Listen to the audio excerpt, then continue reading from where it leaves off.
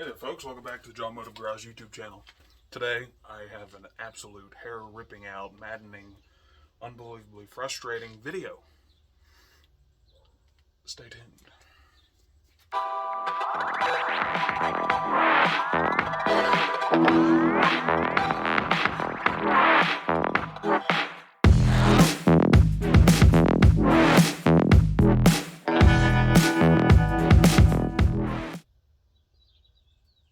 So, in today's video, we're working on 2004 Chevrolet 2500 four-wheel drive pickup truck, and it's got a 6-liter in it, and it's got some electrical problems. I guess the vehicle sat out in the wild, somebody's driveway or in their yard or something for about 3 years or something. And in the state of Indiana, if you leave a vehicle sit outside for very long, we have things called tree rats that like to crawl up in there and start gnawing on wires. Tree rats meaning squirrels and any other wildlife that likes to eat rubber insulation on wires. So some wires got chewed, they shorted together, and it's causing some major issues. To begin with, anytime you hook the battery up, all the marker lights would come on and stay on. The truck would crank, start, run for about a second or two, and then shut off. It was throwing a code because the ECM could not communicate with the throttle body. So we found as many wires as we could that were chewed in two and tried to repair those and sealed off the ones that had broken insulation. And I think we've got almost all of them. I'll show you what I'm talking about.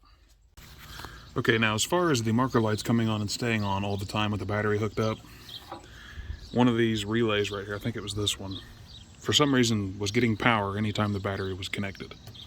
So it became a chasing game, and I traced this.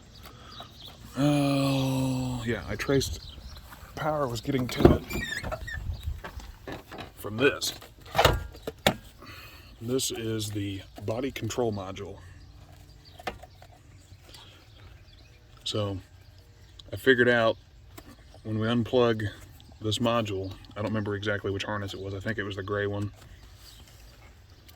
But when you unplug it, it quit sending power to the marker light relay, which then the marker lights obviously would turn off. So that got me wondering, why in the world was that happening? Luckily, I have all of the body control modules. This is the one that was originally on the truck when I bought it. So I took it out, and let me get it open. Gotta push these little tabs and pry at the same time, and it's impossible to do it one-handed.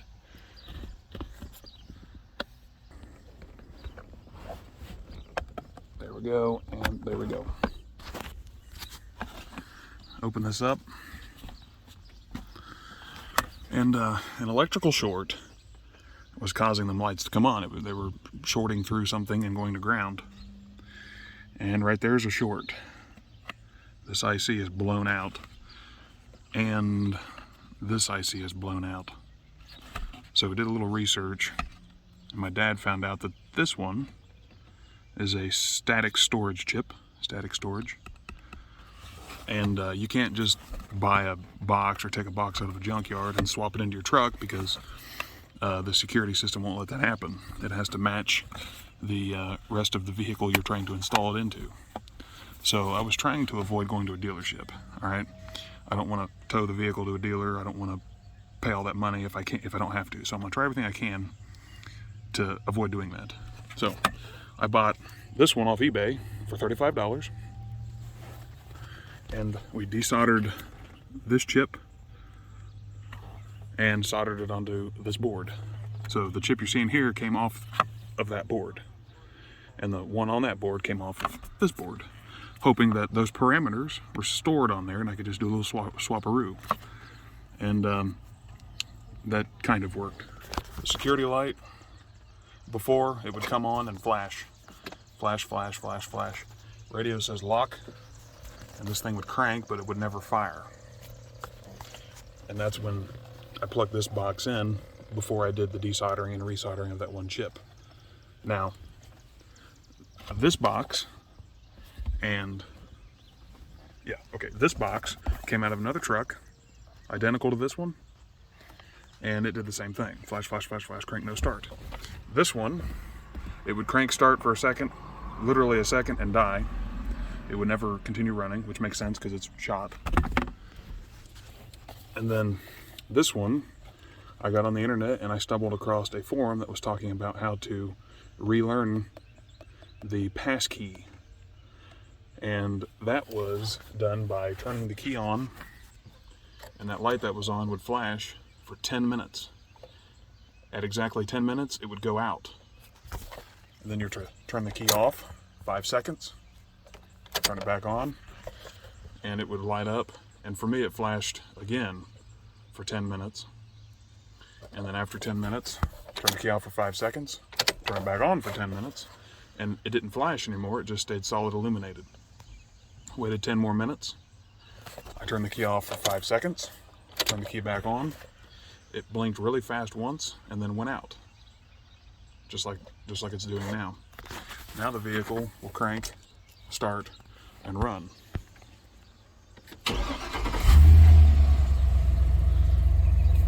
So it's running now, the tach's not doing anything. I'm not sure that the speedometer works or not, but all the other gauges are working. Fuel gauge, temperature gauge, voltage gauge, and transmission temperature gauge. All that's working. I've got a constant lock on the radio, which I think I know how to do that, but I'll get to that later. And the check engine light's on because it's thrown a code for the throttle. The ECM is not communicating with the throttle body. And on these trucks, there is a sensor right there. You can see the gray plug with the red tab right here that senses the throttle pedal. And that harness runs against the firewall through a grommet right here. And it comes up to this. And this is your, I think they call it a TAC. I've got a spare one here. Now, there is a fuse for this circuit in this junction box right here, and there's no fuse in it right now. Where my finger's at, it's supposed to be a 15 amp fuse, and that is called the ETC/ECM 15 amp fuse. Now, I've still got a short going on somewhere because anytime I turn the key on, I pop fuses. It originally had a 20 amp in it, which is not what it's supposed to have, but it blew that. Obviously it blew the 15 amp, and then it blew another 20 amp. As soon as the key comes on, you can hear it go click out here, and it pops the fuse. So I'm trying to figure out where the dead short is that's blowing that fuse. Now, I currently don't have any more fuses. I've run fresh out, but I was using this box and blew all 3 of them fuses. I plugged it into that box, and I was going to try to sacrifice another fuse or see if it doesn't blow the fuse out. But that perfectly explains why the ECM's not communicating with the throttle body. Now, on the throttle body, before I figured all this out, before I figured out the BCM problem, I did cut these wires, and I was continuity testing this plug because I had found out that these plugs were notorious about going bad on the inside. And I thought I had a short between this yellow wire and the purple wire, but I did not. So I connected them back together. This is ugly. It's not permanent, but it's back together. But it doesn't really matter right now because it keeps blowing fuses. And none of these wires here are shorted together. So this is not the cause. And I have a scanner. I was able to pull up the wiring schematic for the throttle control module box over here and figured out the pin out, and I'm not getting voltage to it, which makes sense because I keep blowing the fuse. So we're going to be tracing wires. So join me on this wonderful trek. Okay, in a desperate attempt to find out what's causing this short, I got some new fuses here. Yep. And I can't plug it in without using a tool because it's buried in there. So I'm going to put a fuse in, and I'm going to unplug the throttle body and see if that's the cause of the short. Fuses in. Now, slide that back, squeeze that down, give her a little unplug. Losing daylight, man, that sucks. Now, let's listen close. It blew it again. I heard it.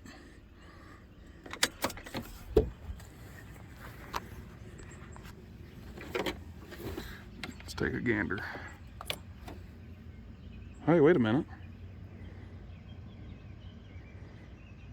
It's not blown.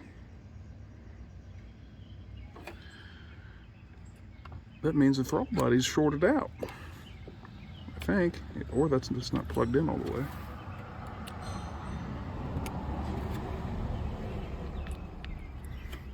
No, it's definitely plugging in.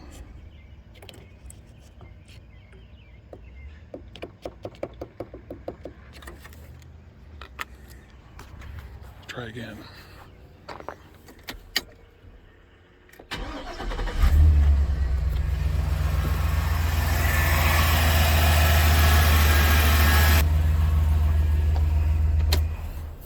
Okay, there's one more variable I could try, or I need to do.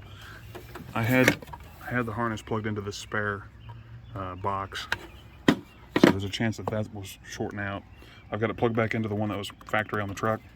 So let me plug the throttle body back in and try again, just to make sure that it wasn't that other box.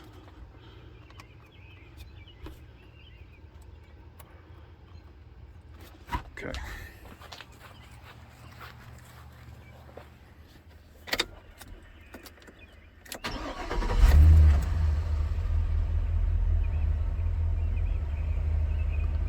Sounds like it's idling a lot slower now.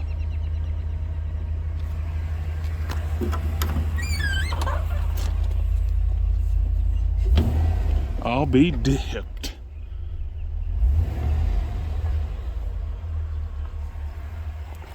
Oh, you gotta be kidding me. This box is shorted out. Huh. That fixed it. Oh, yeah.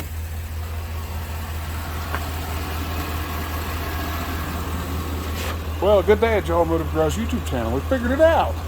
It's running now. It's got throttle. We can drive the daggone thing, I think. All right.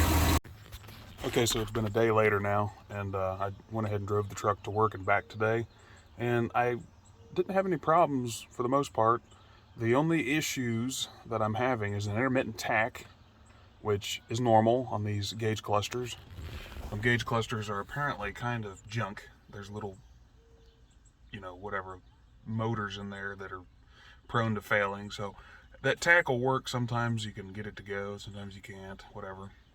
So I'll have to put a tach in it. Also, this morning I started it and was kind of buttoning things back together just to get it to where it was halfway decent to drive. I can't figure the radio out. Some things I've read, you hold preset 2 and 3 down for like 10 seconds and it pops a code up. Then you call the GM hotline and put in the information and they give you a passcode. I can't get that to work. So I'm gonna do the right thing and just take that radio out and put an aftermarket one in. That'll solve that problem. I need to start cleaning up. I've got a whole pile. I've got BCMs, spare fuse box. Actually, I'm gonna keep that in here. Spare fuses. Piece of the steering column, panels, some trash, kick panel thing. Get off that water. Still got to put that back in. And yeah, I mean, other than that, it seems like a pretty solid truck. It runs really good. It drives pretty good. The brakes are smooth. It's wonderful. It really is. So anyway, this video didn't turn out quite the way I wanted it to. I should have started filming when I got the truck, but I honestly didn't think we were going to fix it. I thought it was going to be a big waste of time, but you live and you learn. So thanks for watching. See you in the next video.